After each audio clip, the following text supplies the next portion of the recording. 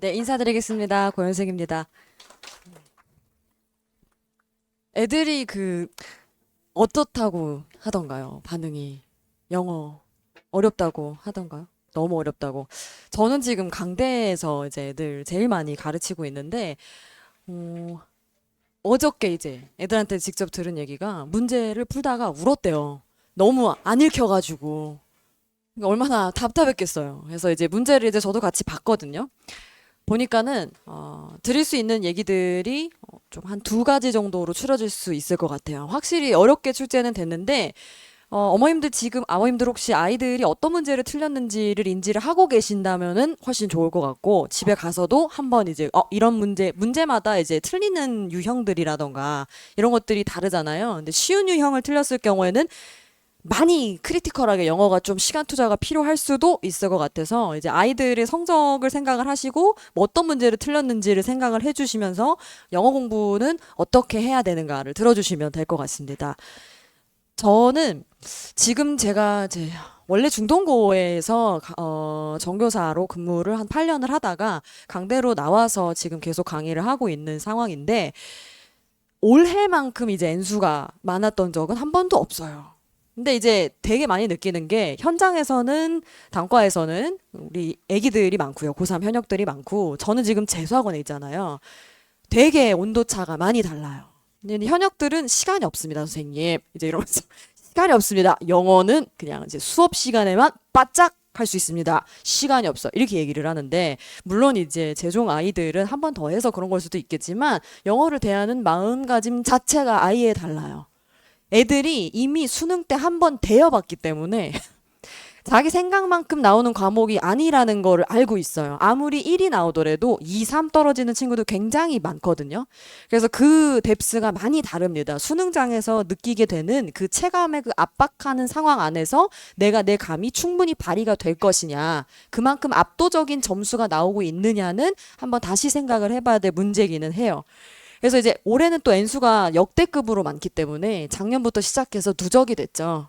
그래서 그 점을 좀 유의를 하셔서 지금 제종에 있는 아이들의 경우에는 월등하게 아마 1등급 비율이 훨씬 높을 수밖에 없을 거예요. 그래서 그런 면에서 정시로 갔을 때는 이 친구들이랑 경쟁을 해야 되기 때문에 지금 상황을 파악을 빨리 해주시고 70일 정도가 남았더라고요. 그래서 이제 일주일 월요일이 한 10번 지나가면은 이제 끝이 나는 상황인데 그 기간 동안에 어떻게 이제 학습을 해야 될지를 지금 커리큘럼을 이제 들으시면서 머릿속에 플랜을 같이 짜주시면 좋을 것 같습니다. 작년의 경우에는 구평이 조금 쉬운 편이었어요. 구평이 쉬운 편이었기 때문에 대부분의 아이들이 수능에서 다 떨어졌습니다. 60% 이상의 아이들이 성적이 수능에서 떨어졌어요. 9월 달보다. 올해 같은 경우에는 지금 들리는 체감 난도로는 국어랑 영어가 좀 어려웠고 수학은 좀 무난했다. 이렇게 이제 나오고 있기 때문에 수능 가봐야 알겠지만 사실상 아이들이 수능장에서 자기 실력이 100% 발휘되는 아이는 저는 거의 본 적이 없어요. 왜냐하면 특히 현역은 처음 해보기 때문에 그 압박감이 있거든요. 넘어가야 될 문제도 못 넘어가고 맞아야 될 문제인데도 틀리고 계산 실수하고 다른 과목에서는 또 막 이렇게 거꾸로 읽고 부등호 거꾸로 보고 막 이래요, 애들이. 영어도 듣기 놓치고 한 번도 듣기도 안 틀렸던 애들이. 그래서 그런 점이 있기 때문에 지금은 실전 감각을 얼마나 잘 갖고 있는지 기본적인 아이의 영어 피지컬의 베이스가 어느 정도인지를 판단을 하시는 것이 되게 중요해요. 그래서 실전이랑은 평상시에 보는 모의고사랑은 심지어 9월 모의고사랑도 다를 수가 있다라는 점을 생각을 해주시는 게 좋겠고 특히 정시 위주로 가는 애기들이다. 여기는 저도 이제 중동에 있었지만 거의 대부분 정시이기 때문에 그래서 논술에서는 조금 이제 상향을 딱 쓰고 세절을 이제 맞추냐 안 맞추냐 거기에 이제 맥락에 맞게 특히 메디컬인 애기들도 많기 때문에 그러다가 결국에는 정시까지 가더라고요. 결국에는 정시까지 많이들 가더라고요. 그래서 그 점을 좀, 수능은 좀 다를 수 있겠다라는 거를 유의를 처음에는 해주시면 좋을 것 같고, 이건 아마 프린트에 있으실 거예요. 이제 영어의 점수 배점입니다. 등급별 점수 배점인데, 사실상 서울대를 빼고는 3 받게 될 경우에는 갈 수 있는 대학이 거의 없어요, 그냥. 무조건 2는 나와야 되는데 아까도 말씀드렸던 이제 맥락에 이어집니다만 N수가 역대급이었다라는 상황에서 보실 때는 영어 1 받아야 돼요. 받으려고 해도 88, 89 나올 수 있어요. 그래서 1등급이 생각보다는 조금 악착같이 챙겨야 되는 면이 있다라는 거를 생각을 같이 해주시면 좋을 것 같습니다. 이게 이제 수능에서의 1등급 비율이거든요. 보통 퐁당퐁당이에요. 퐁당퐁당이고 이제 이렇게 왔거든요.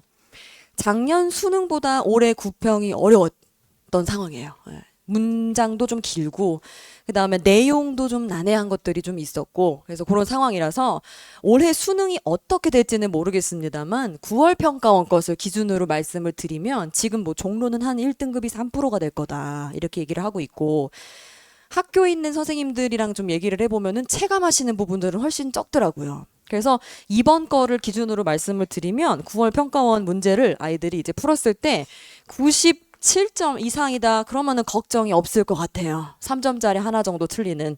근데 90점에 수렴한다라고 했을 경우에는 여기서부터는 당연히 이뜨는 거는 생각을 해주셔야 되고 그 다음에 문제를 아까 이제 말씀을 드렸었는데 20번대가 있어요. 21번을 제외하고 22번부터 24번에서 틀린 게 뭐 하나가 있다. 주제, 제목 어렵지 않게 그렇게 어렵지 않았어요.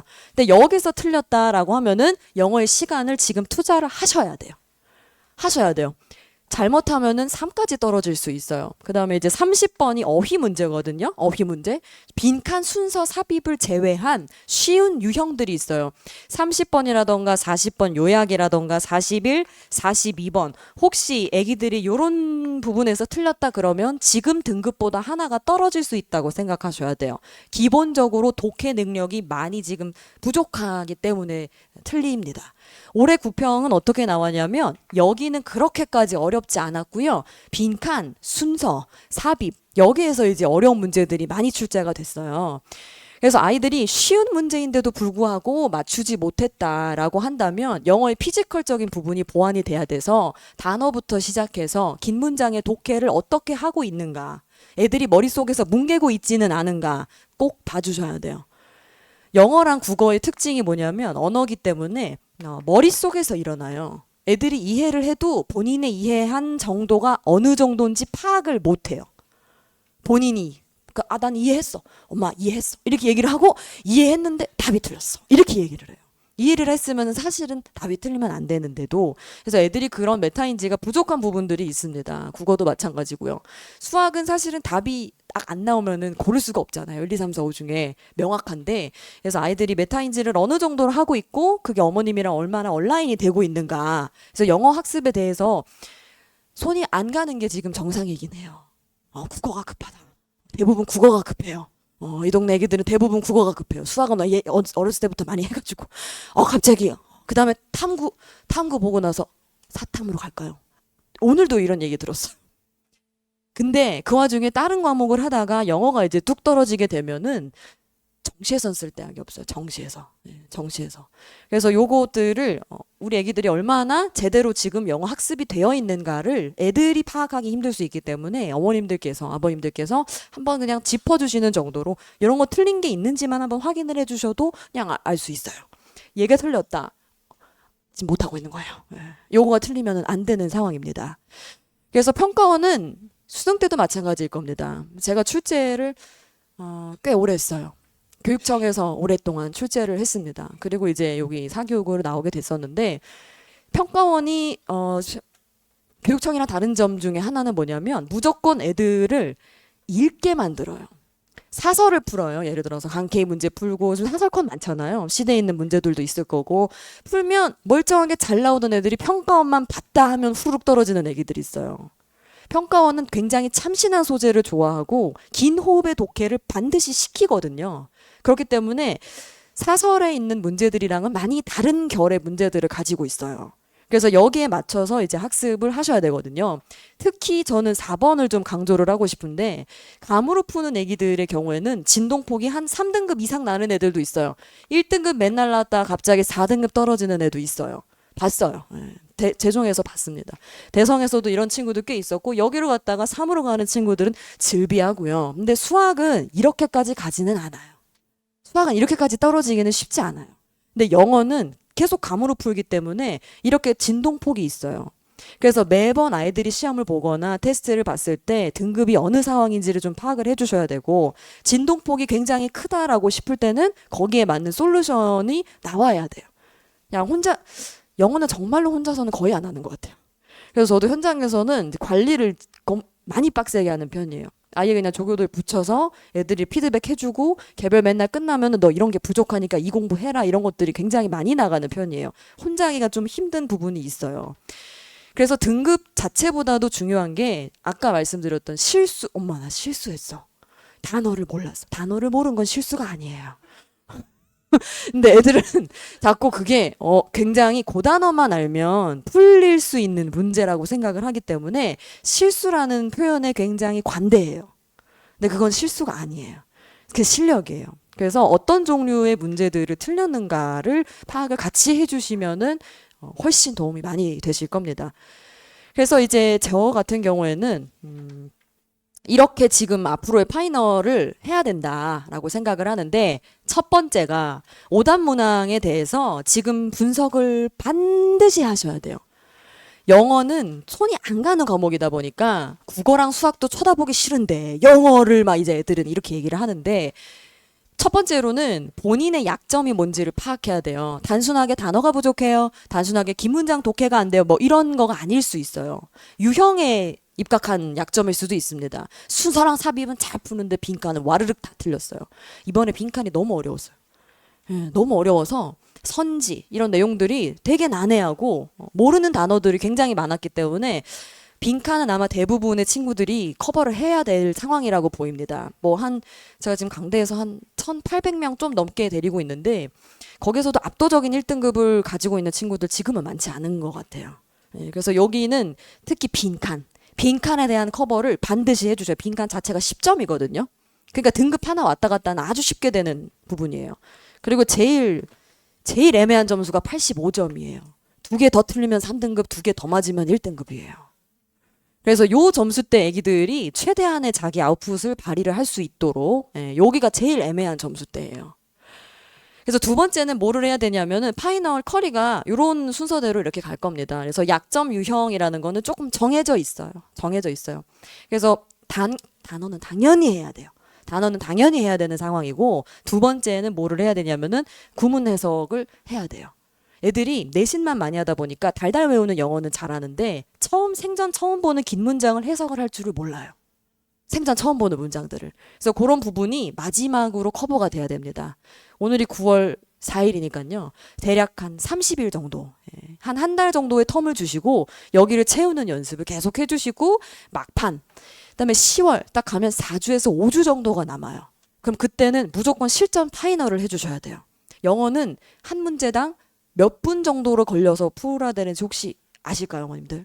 한 문제당 대략 2분이에요. 2분. 듣기 풀 때 많이 푸는 상황이 아니면 2분이 안 될 수도 있어요. 그래서 듣기 풀 때 몇 개 푸느냐, 틀릴 문제를 틀렸느냐, 틀린 문제 어차피 틀릴 건데 5분 동안 잡고 있다가 애들 말로는 시간이 녹았어요, 선생님, 이렇게 얘기를 해요. 그런 것들이 있거든요. 그래서 굉장히 실전적인 부분이 마지막에 필요합니다. 듣기 풀 때 최대한 몇 개, 이거 풀어? 이거 빨리 풀려면 이런 전략적인 게 필요해. 제가 봐도 2분 동안 이거를 다 풀어내기는 쉽지 않았을 것 같아요, 9월은. 그래서 대략 2분에서 3분 정도 되는 시간 동안에 아이들이 그 시험 운용을 해야 되고, 문제가 영어는 밥을 먹고 봐요. 그러니까 국어 때 정신이 한번 이렇게 혼미해지고, 수학 때도 한 번 또 혼미해지고, 밥을 먹는 거예요. 그때면 이제 밥을 먹으면 애들이 긴장이 풀려요. 그래서 저도 이제 애들 수능 감독하거나 이런 거 가면 어떻게 듣기 풀 때 졸아 이렇게 생각을 했었어요. 근데 졸아요. 이렇게 꾸벅꾸벅 졸아요, 애들이. 또 힘들고 이러니까 체력 딸리고, 그다음에 파이널 시즌 가면 갈수록 애들도 불안도가 굉장히 올라가거든요. 졸아요. 그래서 이 연습이 아주 많이 필요합니다. 제일 힘든 이 생체 시간대 보는 게 영어예요. 영어 푼 다음에는 그다음에 한국사가 있거든요. 한국사한테 잠깐 리프레시를 하는 거죠. 그다음에 이제 한 30분 탐구는 쫙 달리면 되니까 다시 한번 이제 애들이 이렇게 업데이트가 되는데, 영어는 정말 힘들어요. 그래서 이거 되게 중요합니다. 실전과 동일한 환경. 독서실에서 듣기 아니고요. 자리에 앉아서 옆에 친구들 있을 때 부시럭대는 애들도 참아가면서 다리 떠는 애들도 참아가면서 잘 풀 수 있는 그 환경, 이렇게 세 가지 단계 정도로 파이널을 구성을 해주셔야 해요. 네. 지금은 그래서 진단을 하고 부족한 부분을 채운 다음에 마지막에 이거를 체화를 해서 자기 실력이 그대로 시험장에서 나오게 만든다. 이렇게 생각을 해주시면 좋을 것 같습니다. 그래서 여기에 맞게 이제 당연히 저는 커리큘럼을 만들었는데, 얘가 좀 저는 강조를 해드리고 싶어요. 맞출 문제를 무조건 맞춘다. 이걸 틀리게 되면 어느 등급이 나올지 예상이 안 돼요. 주제 제목 틀렸다. 등급이 예상 안 돼요. 생각한 등급보다 2개, 3개 떨어질 수 있어요. 어법을 틀렸다. 그럼 등급 예상 안 돼요. 빈칸을 틀렸다. 괜찮아요. 빈칸 틀려도 괜찮아. 3개 정도 틀리는 상황에서도 91점, 92점, 1등급 나올 수 있거든요. 근데 그 목표를 공부하면 꼭 88점이 나와요. 생각지도 못한 데서 틀리기 때문에. 그래서 그 타임라인과 아웃라인들을 조금 이제 빡빡하게 잡아주셔야 됩니다. 저는 쉽게 가르치는 스타일은 아니고요. 상당히 어려운 편이에요. 그래서 상위권이 많은 편이고, 9월달 기준으로 했을 때 4등급이다. 그러면 좀 클리닉 같은 게 필요할 수 있어요. 4등급이면은 듣기부터 진짜 틀리기 시작한 애기들이기 때문에, 요럴 때는 혹시 입반을 하게 될 경우에는 한번 상담을 하시고, 네 친구가 잘 여기 적응이 될지, 어려운 문제를 소화를 해낼 수 있을지, 굉장히 잘하는 친구들 사이에서 기죽지 않을 수 있을지, 뭐 이런 것들은 한번 얘기를 하시고 들어오시는 게 좋을 것 같습니다. 그래서 당연히 모의고사가 나아갈 수밖에 없거든요. 애들한테 한번 물어보니까, 선생님 듣기를 푸는 게 좋을까요? 안 좋을까요? 애들한테 이제 어떻게 할까 이런 것도 물어보니까 듣기를 꼭 해달라 그러더라고요. 본인들도 알아요. 듣기 풀 때 틀리고 이러는 거를. 그래서 듣기를 푸는데 영어가 70분이면 저는 난도에 따라서 65분으로 줄이기도 하고요. 60분으로 굉장히 빡빡하게 풀기도 하고, 그거를 조금 유동적으로 조절을 하는 편이에요. 그래서 이런 거 같은 경우에는 애들이 굉장히 쫄린 상태에서 시험을 보기 때문에 본인의 그 수능장에서 나올 실력이 나오는 경우가 많아요. 그래서 조금 빡빡하게 하시는 게 맞습니다. 안 그래도 영어는 안 하기 때문에 수업에 왔을 때 좀 빡빡하게, 조금 어렵게, 단어 시험 매번 있고요. 어려운 구문 당연히 해야 되는 부분이고요. 그래서 조금 빡빡하게 진행을 하는 편이에요. 그래야 애들이 수업에서 최대한 많은 거를 얻어가요. 혼자 하라 그러면 잘 안 합니다. 영어 특히 안 해요, 영어는. 그래서 수업 시간에 최대한 많은 거를 얻어간다. 그리고 이제 하나 더 말씀을 드리고 싶었던 게, 애들은 지금 70일이라는 시간밖에 없기 때문에 시간은 정해져 있어요. 모두한테 동일합니다. 근데 우리 아이가 가지고 있는 학습자의 특성은 다 달라요. 어떤 애들은 체계적인 걸 좋아하는 여자애들은 조금 많이 그렇고요. 저는 남고에 있었잖아요. 남자애들은 기세라는 말을 좋아해요. 기세로 이제 이렇게. 근데 기세라는 게 조금 뜯어보면은 감으로 풀고 뭔가 이제 모르는 것도 그냥 이렇게 그냥 이런 느낌이 크거든요. 그래서 그런 친구들의 경우에는 그 감을 또 잡아주는 게 필요할 겁니다. 이거 감을 논리로 바꿔주는 것들이. 그래서 아이들마다 갖고 있는 학습자 특성이 있어요. 그래서 지금 얼마 남지 않은 시간이기 때문에 거기에 맞게, 우리 애가 철저한 게 조금 부족하고 꼼꼼함이 떨어진다. 단어 어떻게 외우고 있는가. 초치기로 한 번만 삑 외우고 끝날 수도 있거든요. 그러면 다 까먹어요. 그렇지 않기 위해서 어떤 노력을 하고 있는가, 이런 것들을 체크를 같이 해주시는 게 좋을 것 같고, 저희는 매번 애들 유형별로, 아이들 학습자 유형별로 다른 숙제가 나가요, 개별적으로. 그래서 조금이라도 나한테 맞는 걸 내가 하고 있어, 이런 효능감도 중요하거든요. 왜냐면 불안하기 때문에.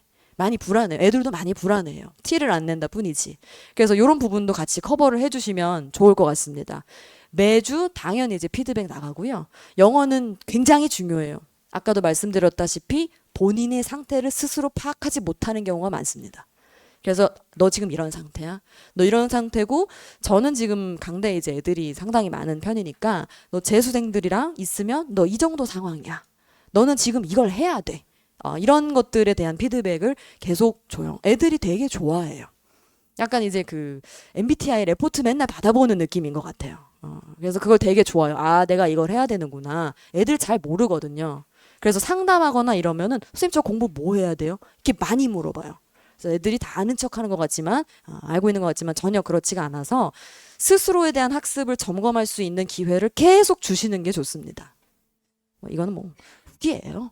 근데 뭐 맨날 후기는 좋은 것밖에 안 나오니까. 네. 근데 저는 어제도 애들한테서 많은 이야기들을 듣기는 했는데, 영어라는 과목 자체가 현역들이 굉장히 시간 투자를 하기가 힘들어요. 그래서 어떤 얘기를 많이 들었냐면은 영어를 맨날 유기했다. 유기를 한다라는 거는 이제 치워놓고 안 본다는 거예요. 치워놓고 이제 도저히 안 봤는데 어떻게든 하게 만드는 수업을 듣는 게 중요해요. 어떻게든. 일주일에 한 번이라도 어떻게든. 근데 일주일에 한 번도 실무 안 풀거든요, 애들. 특히 현역들은 2개 정도 풀면 딱 좋습니다, 지금. 일주일에 2개 정도. 그래서 저는 강케이라고 강대 컨텐츠랑 그다음에 제가 가지고 있는 모의고사가 있어요. 저도 출제를 했었기 때문에 제가 만든 모의고사랑 그렇게 해서 이제 앞으로 나갈 예정이에요. 그래서 2개 정도 실무는 꼭 푸는 게 좋겠다. 그렇게 생각을 해주시고 영어를 굉장히 잘한다. 시간 투자를 할 필요가 없다. 이런 애기들의 경우에는 빈칸에 대한 커버 반드시 해주셔야 되고 순서가 2문제 나옵니다만 거기서 하나라도 틀릴 경우에는 걔도 또 등급 떨어지는데 쉴 수 있어요. 삽입은 하나 틀릴 수 있습니다. 문제 삽입은. 근데 순서 같은 경우에는 꼭 맞춰야 등급이 본인이 생각하는 등급대로 안정적으로 나와요. 그렇게 기준을 잡아주시면 좋을 것 같아요. 제가 준비한 부분은 여기까지고요. 수업 자체가 이런 게 있어요. 영어는 워낙에 지금 바쁘다, 다른 거 할 시간이 많다 이러기 때문에 2등급만 딱 맞게 하는 수업이 있어요. 근데 2등급만 맞게 하는 수업을 듣게 되면 80점이거든요. 20점이 날라가도 2등급이기 때문에 3등급을 받을 수도 있어요. 그래서 저는 조금 빡빡하게 가르치는 편이다. 어려운 편이다. 과제는 많지는 않습니다. 과제는 그냥 일주일에 30문제? 그것도 안 풀면 정말 안 하는 거예요. 단어. 그다음에 단어. 딱 그 2개 정도.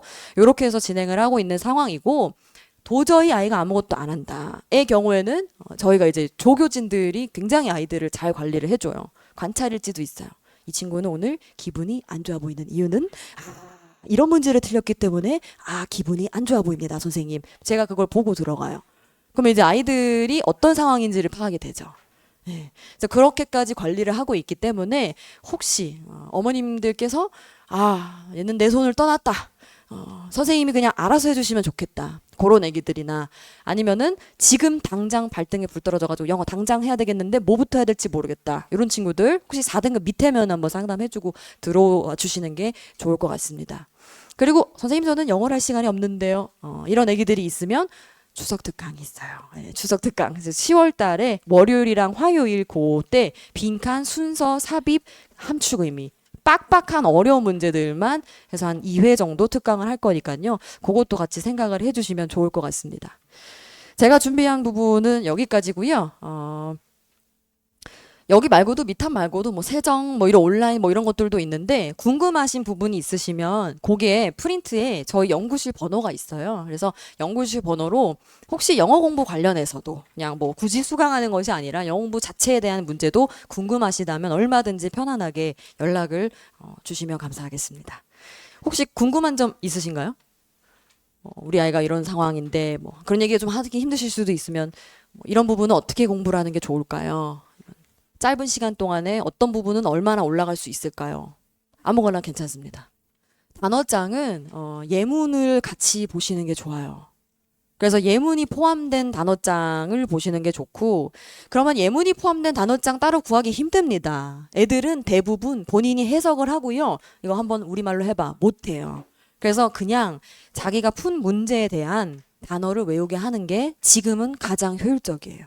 본인이 푼 문제에 대해서 모르는 단어, 지금 당장 6월 평가원 단어 그런 것들을 먼저 하시는 게 좋아요. EBS는 연계 체감률이 거의 0%예요. 0%. 전혀 체감이 안 되고 단어는 하셔야 돼요. 간접 연계이기 때문에 EBS에서 있는 단어들은 그래서 저희는 지금 단어장이 아니 올해 EBS 단어장이에요. 그래서 그 단어는 하셔야 돼요. 단어는 해주시고 그리고 연계율이 아무리 뭐 잘 나온다라고 하더라도 다 듣기에서 연계가 되기 때문에 듣기는 연계가 별로 체감이 잘 안 돼요. 네. 본인이 문제 푸는 패턴이 정해져 있어야 돼요. 빈칸은 예를 들어서 빈칸 문장을 먼저 읽는다. 틀린 선지에 대해서 사고를 하려면 나는 여기가 많이 틀리니까 스스로 거기에 대한 데이터가 쌓여야 돼요. 안 그러면 문제 보자마자 또 본인 옛날 풀던 대로 풀다가 틀릴 수 있거든요. 그래서 본인의 행동 강령이 체화가 돼야 돼요. 순서는 순서 문장을 먼저 읽는다. 그리고 ABC의 첫 번째 문장을 읽고 연결이 되는지 아닌지를 파악한다. 이게 안 된다면 처음부터 끝까지 다 읽고 순서 갑자기 ABC 이렇게 푸는 친구들은 없거든요. 그게 확립이 돼야 돼요. 그래야 시험장에서 변수 없이 자기 실력이 나와요. 또 궁금한 거 있으실까요? 없으시면 여기까지 하고 저는 물러가도록 하겠습니다. 감사합니다.